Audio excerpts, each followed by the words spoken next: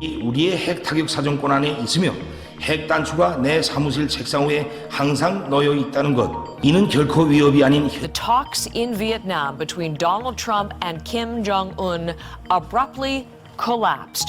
No deal, no ceremonial niceties, and little hope now for a quick ending to the nuclear standoff on the Korean Russia Peninsula. has pulled out of a key nuclear arms control treaty one day after the U.S. did the same.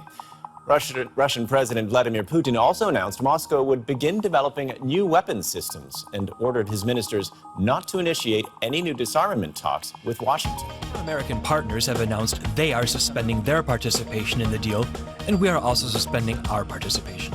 The US decision ended months of speculation. President Donald Trump hinted at a pullout in October last year. Secretary of State Mike Pompeo finally announced the move on Friday. If Russia does not return to full and verifiable compliance with the treaty within this 6-month period, by verifiably destroying its INF-violating missiles, their launchers, and associated equipment, the treaty will terminate. Систему ПРО в Румынии. Говорили это все время о чем? Нам нужно защититься от иранской ядерной угрозы. Где ядерная угроза иранская? Ее нет? Договор подписали уже.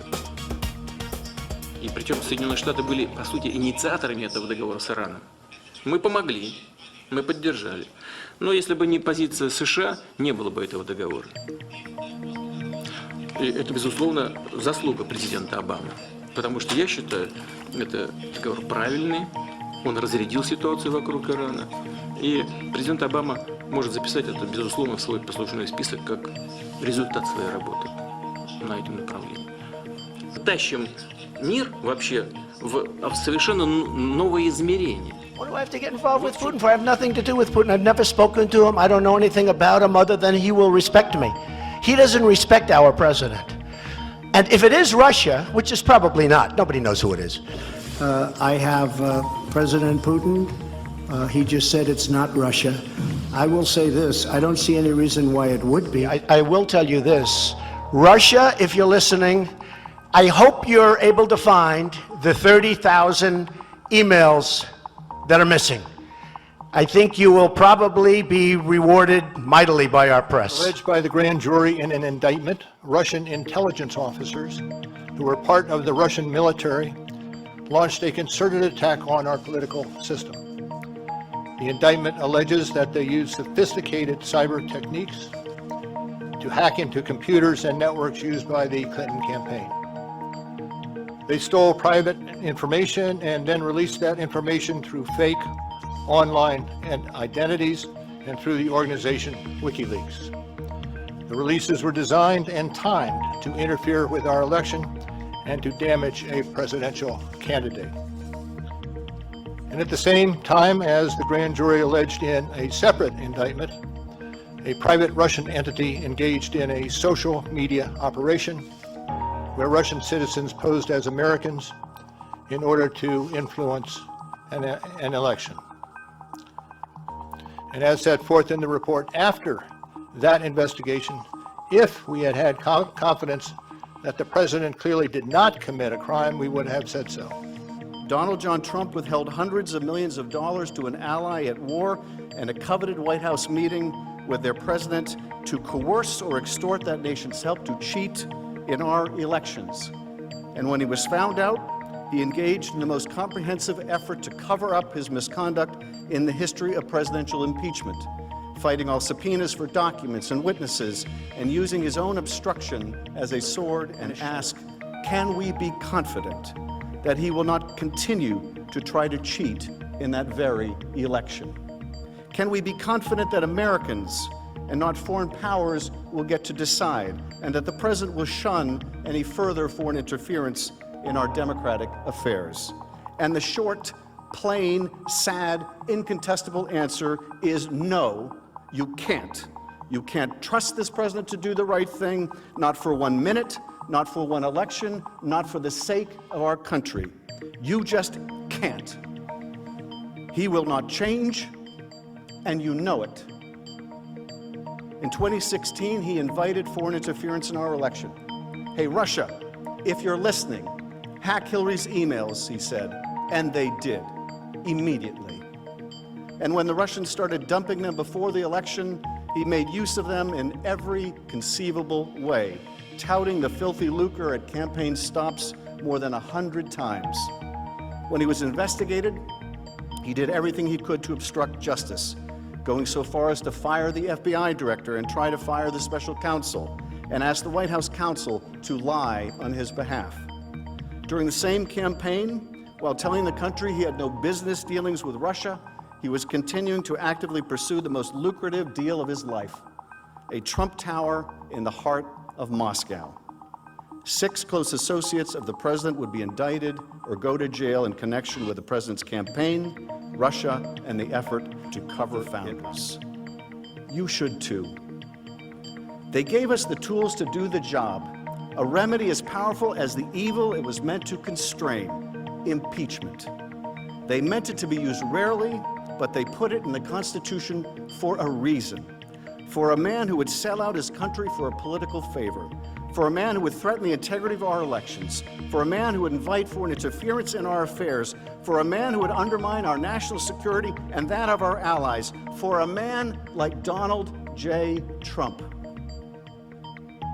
They gave you a remedy, and they meant for you to use it. They gave you an oath, and they meant for you to observe it. We have proven Donald Trump guilty. Now do impartial justice and convict him. Republican-led Senate Intelligence Committee releasing its final report, declaring the 2016 Trump campaign had repeated contacts with Russian operatives. Among the new findings, the report saying Paul Manafort, Trump's campaign chairman, represented a grave counterintelligence threat, determining he gave polling information to Konstantin Kilimnik, who the committee describes as a Russian intelligence officer. Senate investigators also concerned that Manafort may have been involved in the Russian efforts to hack emails from the Democrats' 2016 presidential campaigns, emails later published by WikiLeaks. And despite President Trump's claim he didn't remember speaking to his then advisor Roger Stone about WikiLeaks, the committee saying they believe he did. But there is another side. There was a group on this side, you can call them the left, or you've just called them the left, that came violently attacking the other group. So you can say what you want, but that's the way it is. But you also had people that were very fine people on both sides. You had people in that group, excuse me, I saw the same pictures as you did.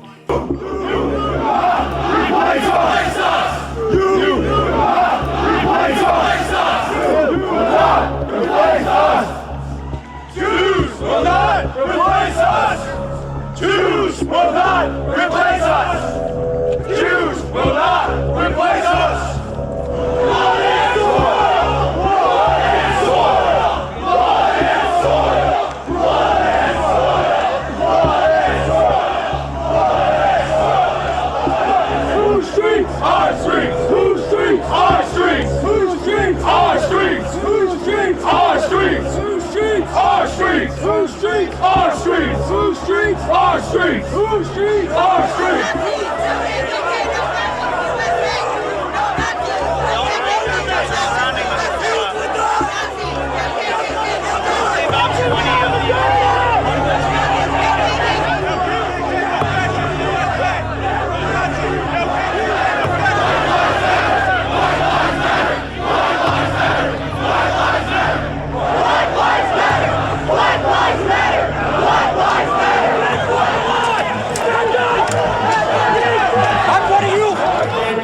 Group.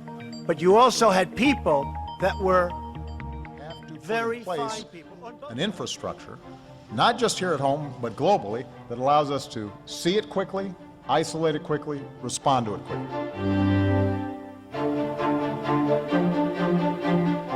So that if and when a new strain of flu, like the Spanish flu, crops up 5 years from now or a decade from now, we've made the investment, and we're further along to be able to catch it.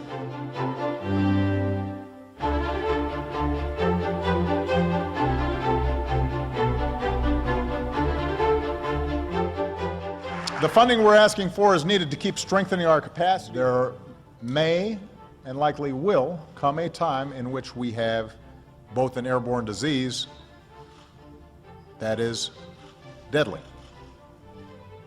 And in order for us to deal with that effectively, we have to put in place an infrastructure, not just here at home, but globally, that allows us to see it quickly, isolate it quickly, respond to it quickly. So that if and when a new strain of flu, like the Spanish flu, crops up 5 years from now or a decade from now, we've made the investment.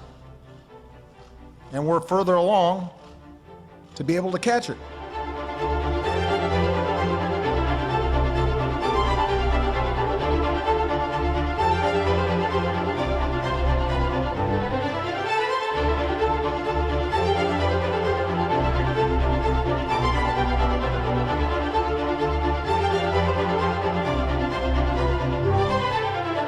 I cannot think of a better example of an area where we should all agree than passing this emergency funding to fight Ebola and to set up some of the public health infrastructure that we need to deal with potential outbreaks in the future.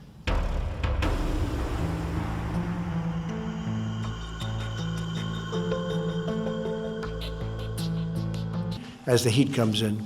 Typically, that will go away in April. I've spoken to President Xi. They're getting it more and more under control. So I think that's a problem that's going to go away. But when you have 15 people, and the 15 within a couple of days is going to be down to close to zero, that's a pretty good job we've done. It's going to disappear. One day, it's like a miracle. It will disappear.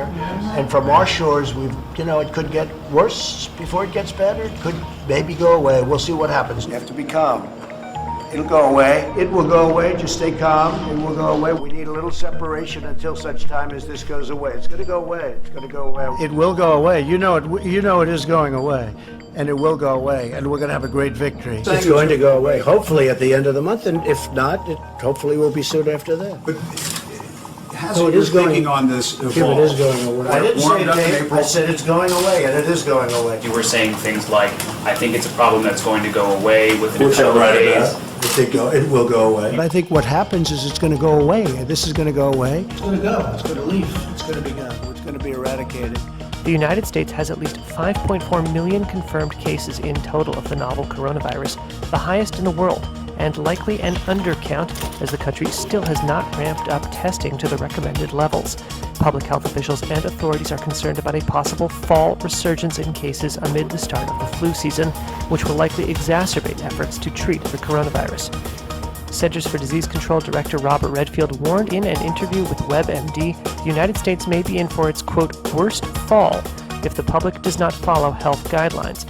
On Saturday, President Donald Trump said he disagreed with Redfield's flu season projection. No, I don't agree with that. And said he'd handled the crisis well. We've done it right. The Institute for Health Metrics and Evaluation is anticipating a rise in COVID-19 cases in the coming months, resulting in around 300,000 total deaths in the U.S. by December. Look at those hands. Whatever you want. Grab them by the... I'm going to bomb the shit out of them. I like people that weren't captured. The behavior of this president is so alarming that it has led me to partner with leading mental health professionals to answer this one question. Is Donald Trump psychologically fit to be president? Mental health professionals rely on a textbook called the Diagnostic and Statistical Manual, or the DSM, to define psychological conditions and traits. The traits we see exhibited by this president are of grave concern. Very fine people on both sides. Listen to the following behaviors. A pervasive pattern of grandiosity, inflated sense of accomplishment. Excessive need for admiration, boastfulness. I alone can fix it. Hypersensitivity to criticism. Deceit, manipulation, lying. You look at what's happening last night in Sweden. Aggressiveness, irresponsibility, impulsivity, a lack of remorse when hurting others. You gotta see this guy. Oh, I don't know what I said. I don't remember. Holds fixed beliefs that are verifiably false and not amenable to change in light of conflicting evidence. God looked down and he said, we're not going to let it rain on your speech. Together, These traits describe a person that feels perpetually under siege. We now call it Spygate. Unmoored by moral obligations. If Ivanka weren't my daughter, perhaps I'd be dating her. Willing to put others in the gravest danger. Knock the crap out of him, would you? To secure even the most modest gains for himself. I promise you, I will pay for the legal fees. We are meeting our obligation to warn the public of the harm that this president represents before it's too late.